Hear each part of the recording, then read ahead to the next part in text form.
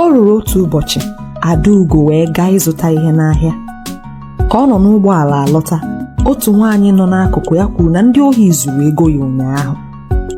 Ozugbo o kwuru nke a, Adaugo malitere kwubesi na ihe kwesịrị ndị ohi bụ onye ejidere ebere ya ntị o ji anụ ihe, bere ya ire o ji ekwu okwu, berekwa ya ahụ o ji ezu ohi, ka onye ahụ wee mara ihe o mere onwe ya. Ka ọ na-ekwu nke a, otu nwaanyị nọ ebe ahụ gwara ya ka ọ kwụsị okwu ahụ n'ihi na amaghị ndị bụ ndị ohi ahụ, maka na okenye kwesịrị ịta ata tutu o loo. Ka ọ gwara Adaugo okwu a, Adaugo malitere bawara ya mba.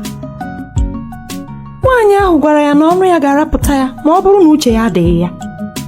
Adaugo bara mba na-aga n'ihu, ma nwaanyị ahụ gwara ya na adịghị abụọ awe ara, wee ghara ya mechie ọnụ.